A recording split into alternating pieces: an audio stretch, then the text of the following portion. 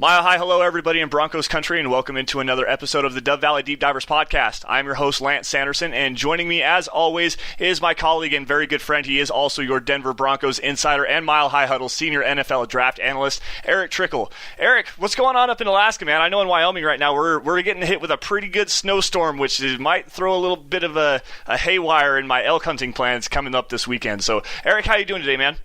I'm doing great. I'm glad that I got to get away for a little bit on my vacation. It's pouring down rain, which I absolutely hate. At this time of year, I'd definitely much rather have the snow and just deal with that. It looks like it's going to be another really bad winter where we get snow, then it rains, melts the snow, then freezes. Just makes roads very dangerous and not something I'm looking forward to. But I'm glad that I got to get away, as I was saying, got to go on a little mini vacation, spend some time with the family and my daughter and all that stuff like that, and just had a generally good time. And just, unfortunately, my vacation wasn't long enough, but hey, what can we do? Vacations aren't nearly long enough. Even if you do plan them to be long, a good long vacation, they're definitely not long enough as it is. But I'm excited for this week off that I get to go elk hunting. So we'll see what happens. Hopefully it's a good time with my folks and everybody like that. But it's always fun no matter what, just to get away, but it's never long enough. But guys, today we're gonna kind of break into a little bit of the future of this Broncos roster and what the Broncos could potentially be looking at as far as the unrestricted free agency period following the 2019 season. We're gonna take a look at the guys that are gonna be available in 2020, including the restricted and exclusive rights free agents, which we're gonna break into first. So guys, here we go. A phenomenal win for the Denver Broncos on Sunday, beating the Chargers in LA for the second year in a row. Phenomenal. And they also covered. You guys, if you've missed out on any of the fun, there is still plenty of time left for you to get in on the action with MyBookie. Of course, we got the Broncos Titans this week, but how about an in-game wager or some player props? Do you still think the AFC West might be in play with the Chiefs losing and the Raiders winning and the Chargers losing and the Broncos winning? You guys go get great odds on that too. That just scratches the surface though. I mean, we have teamed up with MyBookie this October to give you this great offer. Here it is. Ready? Sign up at mybookie.ag, use promo code OVERTIME, and they will match your first deposit. Again, promo code OVERTIME, and new users, you get your first deposit doubled. mybookie.ag. You play, you win, you get paid. All right, Erick, the Broncos currently sitting at 1-4. They've got a lot of questions as to the really kind of the direction of the rest of this season. And also, moving forward, this roster is really going to see a lot of turnover next year. I mean, there's more than 20 free agents coming up, including all the exclusive rights free agents, the restricted free agents, unrestricted free agents, and everybody like that. And the guys that you probably are going to see return to this roster immediately, just because they are so cheap, are the exclusive rights free agents. Guys like, Devontae Bosby, who is now hurt. He's going to be on IR for the rest of the year. Demonte Thomas also on IR. Tim Patrick on IR. Just the younger guys on the rosters that doesn't have at least 3 accrued seasons. And in an accrued season, you actually have to play more than 6 games. And now Demonte Thomas, he did play a lot last year, but that was only 1 accrued season. His rookie year, he didn't play a whole lot. Bounced off the practice squad. This year, obviously on IR before the 53-man roster was finalized. He's not eligible to return this year. So Demonte Thomas is probably going to be a guy that we're going to see coming back immediately. So, I mean, you got Tim Patrick as well. Tim Patrick's possibly going to be coming off IR. We'll break off onto Tim Patrick a little bit more. But Erick, who are the guys that the Broncos are more than likely going to be bringing back outside of those guys? Well, basically, all your exclusive rights free agents you always bring back, unless they're like completely awful. Just simply because it's cheap labor. All you have to do is you have to pay the minimum contract, which is less than $600,000 a year. I think for this year it was like $525,000, depending on how long you've been in the NFL or whatever it is. I don't know exactly off the top of my head, but Bob Morris is the guy for that. But I just know it's cheap labor. And when you have expensive players, that's how you help build your roster, especially with guys like Bosby, Thomas, Patrick, and Deontay Spencer, all guys who have shown that they can contribute on this team in some way or another. Then they have Devontae Harris as well, Trey Marshall, Jake Rogers, and Calvin Anderson. Those are the guys that round out their exclusive rights free agents. And then my biggest thing is, what do you do with the restricted free agents? You have Mike Purcell, who I definitely think is worth bringing back, but do you tag him with an original round tender? Or do you just try to get an extension done? He's a guy that I would definitely, as I said, would be looking at bringing back. But right now, I wouldn't look at tendering him. But if he continues to play well, then I definitely look at an original round tender. Joe Jones is another one that may be an original round tender. Elijah Wilkinson as well. But those are guys that I would much rather go get for like a 2 or 3 year very cheap deal, because the original round tender is just still going to be a little bit too rich for my blood. And then Brandon Allen, of course, it all depends on how they feel about him this year, but he was basically brought in to replace Drew Lock. They won't have that issue next year, so I don't see him being brought back, but you never know.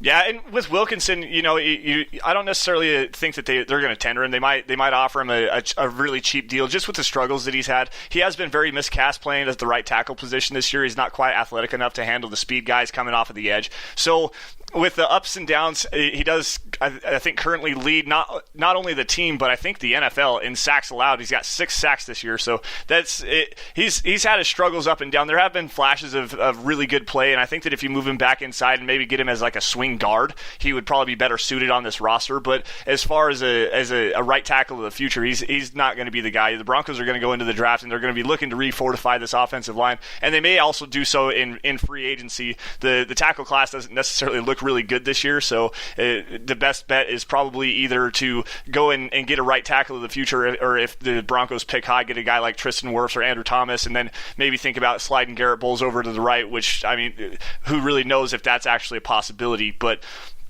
I mean, moving forward away from the younger guys and the cheaper guys, this is the real meat and potatoes part of this podcast, guys. There are a lot of really good veterans on this team, aging veterans, fan favorites, and guys that are going to be – there's questions if they're going to be able to return this after this season, just because, I mean, the contract situations, the age, injury concerns, stuff like that. Started off just real quick with Chris Harris Jr., the Broncos fan favorite cornerback, perennial Pro Bowler. He doesn't get the recognition that he deserves, but this year he's had some struggles with inconsistency in his coverage. I think he's kind of not really a great scheme fit for Vic Fangio, but I mean, there's already been discussions of him wanting out of Denver. He asked for a trade earlier this offseason. They did finally get him in a restructured deal, but it was only for this year. So I don't think that Chris Harris Jr. is going to come back. Eric, do you? No, I definitely think that he's on his way out. I think that Denver's losing tendencies over the last few years have really soured him on being in Denver. He may say he loves it, but a lot of people say they love a lot of things that they don't actually love. So insert joke here about probably in-laws for most people. But anyways, I think that there's definitely a soured relationship there. I think the whole thing with his contract over the offseason, him wanting out, him not wanting out, all those issues definitely hurt the relationship there.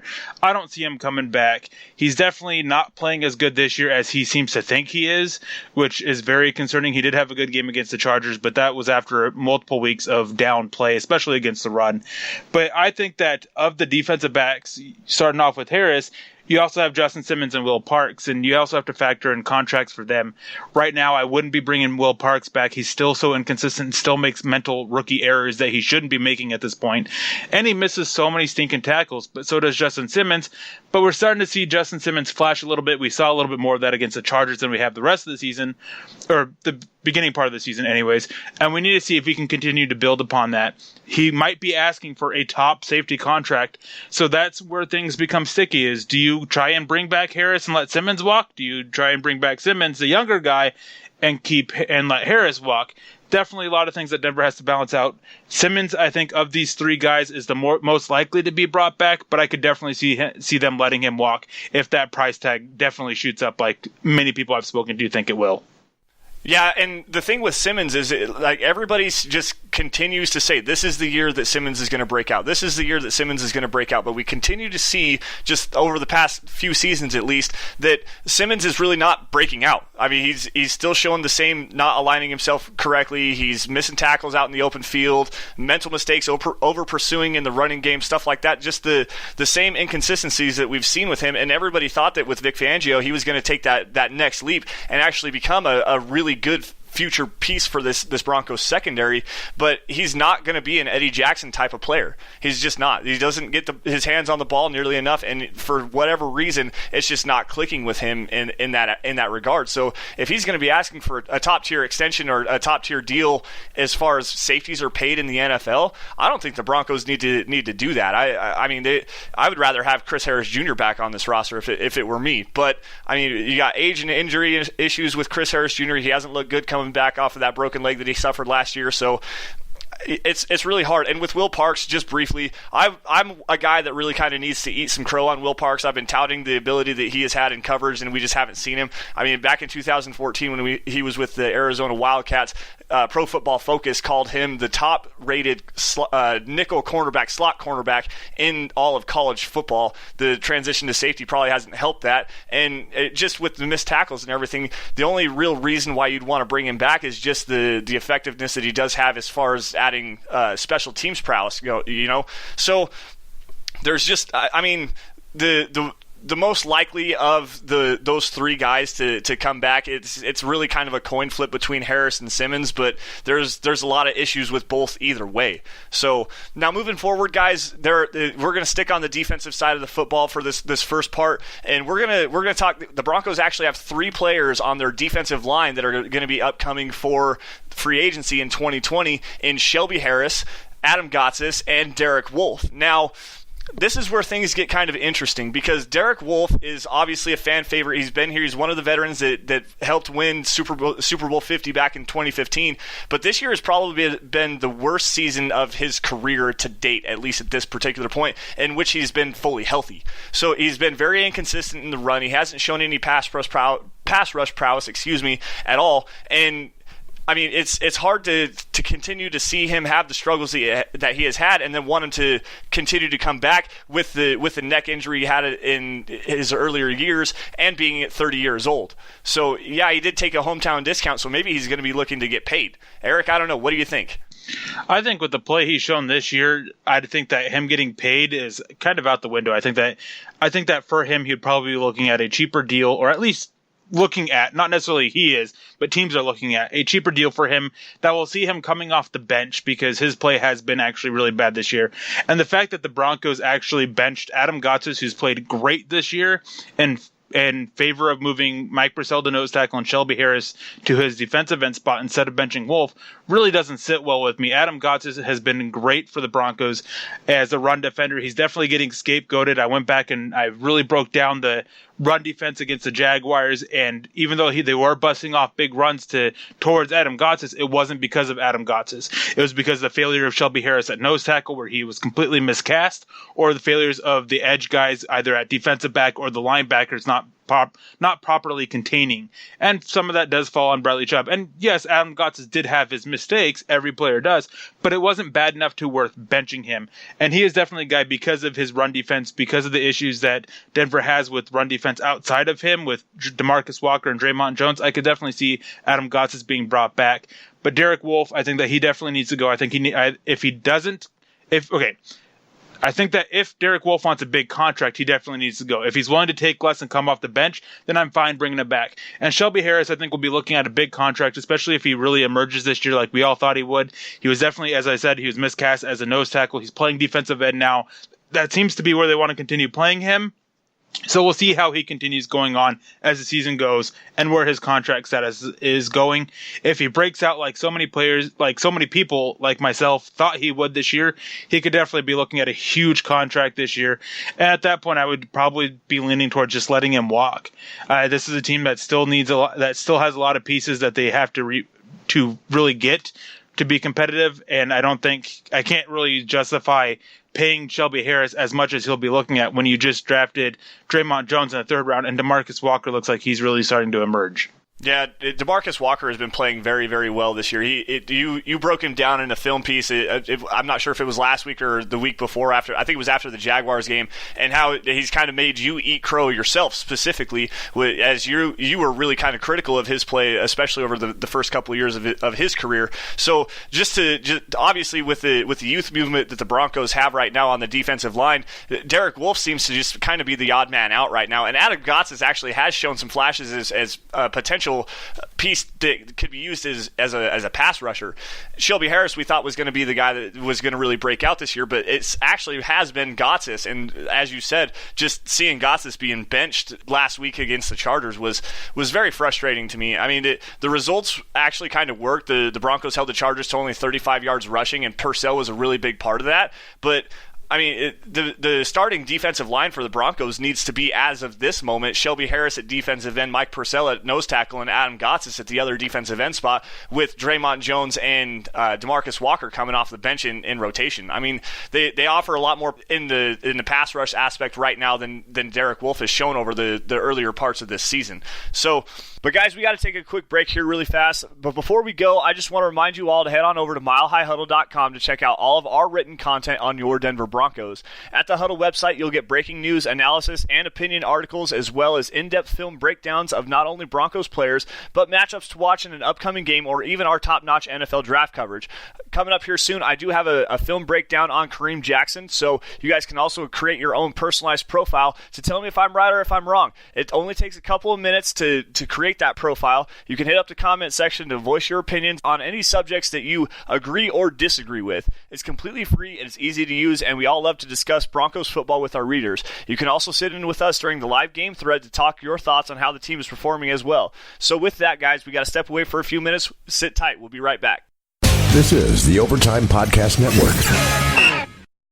All right, guys, welcome back to Dove Valley Deep Divers. Today we are talking about the free agents for this Denver Broncos team coming up in 2020. We just got done discussing the restricted free agents and the defensive free agents, and now we got to kind of flip the script here a little bit and look at the offensive side of the ball. And the big one, obviously another fan favorite, and has actually looked very good this year at times, is showing the same explosiveness that we have seen coming off of his torn Achilles from last year, Emmanuel Sanders. And now this is probably another kind of the same issue with Chris Harris Jr. He wants to win, and this team right now is not currently constructed for him to do so.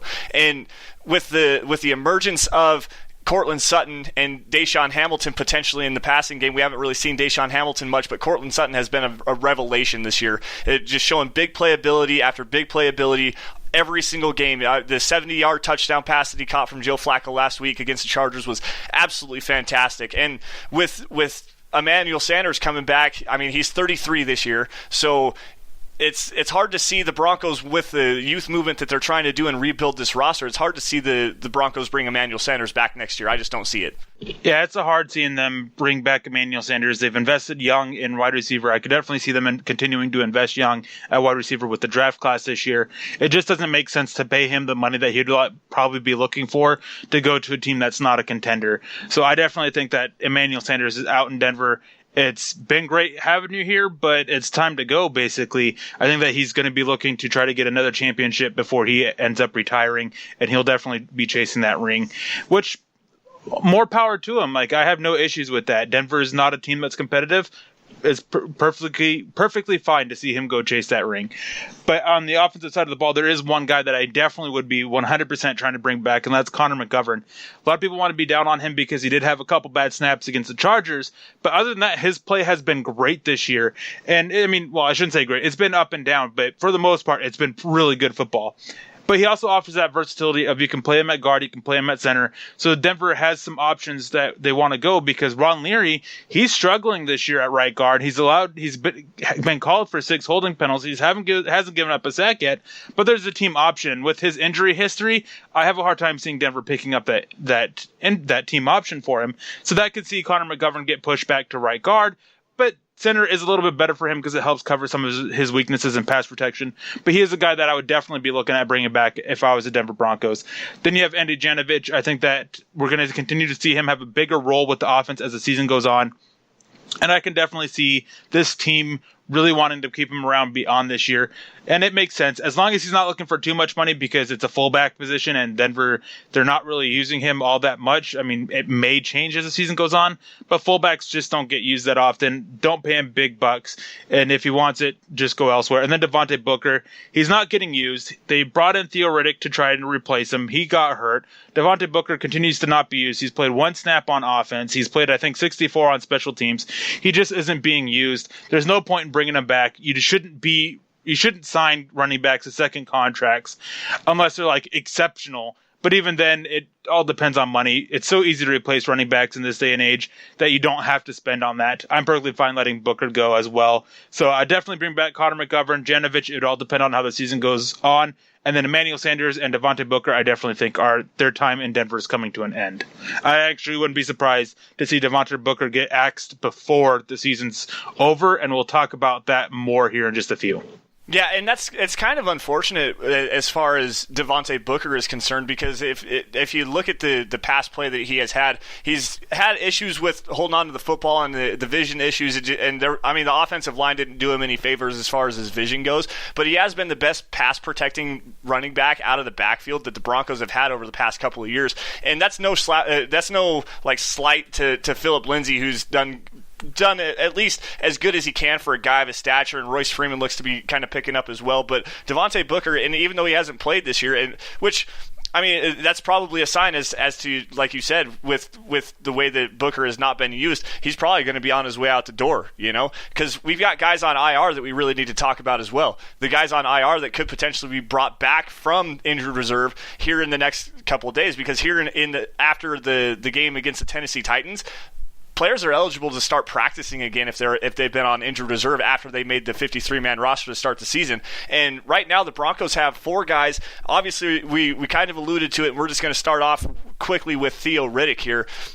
Theo Riddick, it would be a huge boost to this Broncos offense, especially the way that they like to use running backs out of the backfield. And if you've been paying attention, it hasn't been Philip Lindsay. It's actually been Royce Freeman. Royce Freeman has been the best receiving back that the Broncos have had this year coming out of the backfield. But Theo Riddick is one of the best receiving running backs in the entire league. And when he went down with a broken shoulder, that really kind of set this Broncos offense back, because they had to really kind of rely on Devontae Booker, even though he hasn't actually seen time. So Theo Riddick is a guy that is probably going to start seeing some practice time on next Monday or Tuesday after the Broncos play against the Tennessee Titans.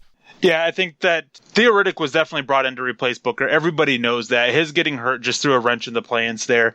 He was brought in because he is a really good pass protector. He's a really good receiver out of the backfield. And as a runner, he fits the scheme better than Devontae Booker does. His vision is a little bit better. But health was an issue that was a reason why he was let go by the Lions. And we see it happening here. I definitely think that he is one that they are going to be bringing back off of injured reserve, because if they're not, what's the point of keeping him around? Like, why wouldn't they come to an injury settlement with him and let him go, let him get healthy, and then let him go elsewhere? Unless they planned completely to bring him back after this year, because his contract is up after this year. It was only a 1-year deal. So it's not like, oh, hey, we cut him, we're going to lose him next year. It's, no, you're keeping him around because you want to play him this year. You want to get him back on the field this year.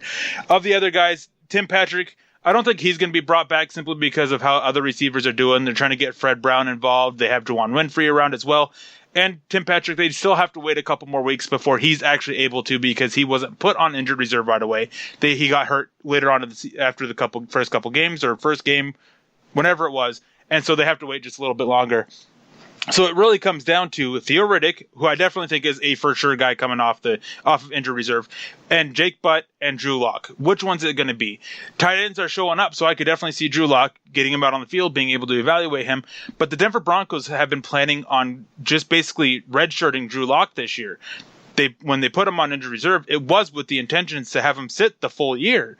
They wanted him working on the virtual reality stuff, working on film, working on the mental side of the game, because he already showed so much progress on the physical side of things that they just wanted to focus on that for this year, and then come back when he's 100% healthy after the season and work on continuing his physical growth.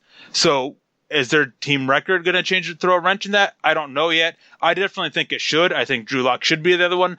But I could definitely see the Broncos deciding to go with Theo Riddick and Jake Butt, especially if they are able to stack wins upon the first win and look like they might actually be able to push for a playoff spot. I don't think it's likely that they will be able to, but if they internally feel it, that's a whole different story. How we feel sitting here recording this for you guys is not necessarily what the Denver Broncos brass is feeling. I could definitely see them, as I've been saying, going with the running back and the tight end over bringing that young quarterback, simply because they've already been planning to sit him this year in the first place. Yeah, and that kind of throws a wrench into the discussion about the Broncos if they do, get a top 5 pick this year. And we kind of broke it down a little bit. What should the Broncos do if the Broncos did actually get a top 5 pick? That was last week's episode. And I mean, if you're not going to get Drew Lock on the field this year, you have to at least have some kind of a development plan for him moving forward. And taking a quarterback in the top 5 next year just doesn't make sense if you're going to keep him on injured reserve. If you take him off of injured reserve and you can actually watch him play and see whether he can or cannot be the guy moving forward, then that might be that might open up another can of worms for the Broncos moving forward. But I really kind of agree with you with the plan that the Broncos have in place right now. Just let him sit, let him work with the virtual reality stuff and everything like that. Yeah, I don't. The only really kind of issue with me wanting Jake Butt to come off of injured reserve has been the play of Austin Beck, and he's played really well in the time that he actually has got on the field, especially as a run blocker. So with Noah Fant, obviously he's going to be the primary guy at the tight end position. Jeff Hireman, he had a big reception down the seam on the first play of the game last week against the Chargers. So Austin Beck, he actually had some good time against the Chargers as well, opening up holes in the running game for Phillip Lindsay and Royce Freeman. So maybe you don't actually need to bring Jake Butt off of IR. You can just let him sit up on there for the rest of the season as well. It's going to be kind of a tricky situation moving forward for the Broncos. Jake Butt, Drew Lock, that's really the discussion as far as the guys coming off of injured reserve. So anyways, guys, we're getting a little bit long. We're going to have to take another quick break. We'll be right back on the other side. Thanks. This is the Overtime Podcast Network.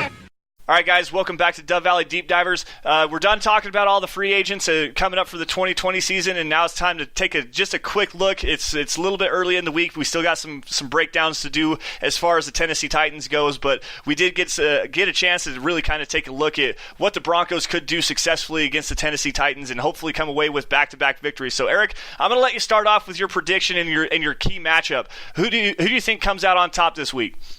I think that the Broncos managed to win their second game in a row and get to 2-4 on the season. I don't think the Titans are as good as advertised. They have a really good defense. They have weapons, but it all comes down to the quarterback. That quarterback they have definitely holds them back. He's very easy to confuse and get to and just harass. They have allowed 38 hits so far, that offensive line has, and 22 sacks. Now, having Taylor Lewan back, yes, that's going to help a little bit, but there's still a bad unit on their offensive line. Marcus Mariota is still a bad quarterback. He still has a tendency to hold the ball way too long. So it comes down to shut down Derrick Henry, make Marcus Mariota play quarterback, and you should be able to see some success. Of course, there's also going to be on the flip side of things, Denver has to step up offensively. They have to play a clean game, watch the turnovers, which has been an issue for them, and move the ball effectively against this tough Titans defense. A lot of people were saying that the Titans could push for a playoff spot this year because of their defense and their run game, and that is definitely very true. They are very talented doing that, and I will be very curious to see how the Broncos are able to match up with the receivers that they have as they try to harass Marcus Mariota, going back to that side of the ball for them, because Chris Harris is there on his own. Who's he going to match up against? There's some pretty good receiver talent there that the Titans have as well, which could help out Marcus Mariota. Potentially they look at a quick strike passing game to help take the pressure off the offensive line and basically take the teeth out of the Broncos pass rush. Definitely an interesting game to watch down. I think that the Broncos end up walking away with this one. I don't have a score prediction just yet, but I do think that the Broncos managed to put up 20 points on this while holding the Titans to under 20 points. That's kind of where I'm sitting right now. And the biggest key to this game is to make Marcus Mariota beat you as a quarterback. I know you kind of just alluded to that, but one of the biggest strengths that he has as far as his ability to play football is the fact that he is a very mobile quarterback and can get out of the pocket, and he can extend plays with his legs, and he's a dangerous threat running the ball down the field. So you can't let him get that schoolyard mentality going. You can't let him get outside of the pocket and beat you with his legs. You actually have to hold him in the pocket and create a consistent pass rush on him and get him to the ground quickly in the down, because if he does extend plays, he can burn you really quickly. And I mean, I don't really I like the wide receivers that the the Titans do have Corey Davis, a former first-round pick, A.J. Brown, rookie this year, second-round pick. He's had some flashes this year as well, but the guy that you really got to watch out for in the Titans passing game is their tight end, Delanie Walker. He's aging veteran, but he's a very savvy veteran. Decent route runner. He's not overly athletic. He has really, really good and soft hands, and he's a really big favorite of Marcus Mariota. So if you're going to watch out for any kind of threat in the passing game, it's going to be Delanie Walker with the struggles that the Broncos have had covering the tight end position, and especially kind of running backs out of the backfield as well. Derrick Henry really not going to show you any kind of receiving prowess out of the backfield. Dion Lewis is a guy that maybe you want to watch out for, but I mean, really, the guy that the Titans are going to really want to rely on in the offense is Delanie Walker. Getting Taylor Lewan is really going to help as well. I mean, the Titans right now, their offensive line has not been playing good in the passing game, and they're averaging 4.2 yards per carry in the running game, but they have a lot of negative runs, specifically to the left-hand side. Running to the left, they have 9 runs that have been stuffed right at or behind the line of scrimmage, 2 up the middle and 6 to the right. A lot of negative running plays right now, and even with Derrick Henry, that's probably a good way for the Broncos to exploit this Titans offense.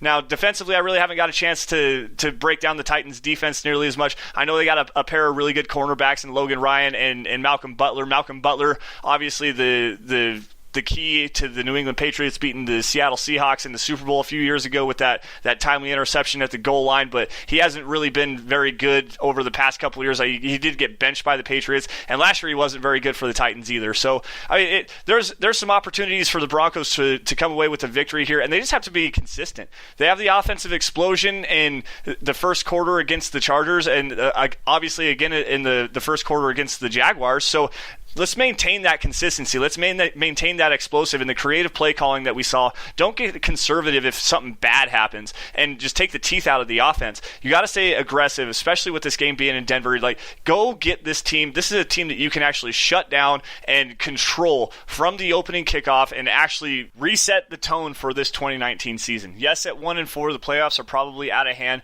but building back-to-back wins, you never know. This team could actually rattle off 4 or 5 wins in a row and get themselves back into the playoff discussion. But anyways, guys, that's going to do it for us today. We're going to wrap it up here. Thank you all once again for joining us on the Dove Valley Deep Divers podcast. You guys can follow us both on Twitter by finding me at Sanderson MHH and for Erick at Erick Trickel. Also be sure to follow at Mile High Huddle and set up your notifications for instant updates on your Denver Broncos. Each and every story published on the Huddle website is posted immediately on our Twitter handle, so you guys have instant access right at your fingertips. You guys can also like Mile High Huddle's Facebook page as well. We love and appreciate all of your guys' support, and if it weren't for you guys, we wouldn't be able to be the fair and objective analysts for your Denver Broncos. So with that, until next time, Denver Broncos country, stay safe and take care. Y'all have a great day. Thank you.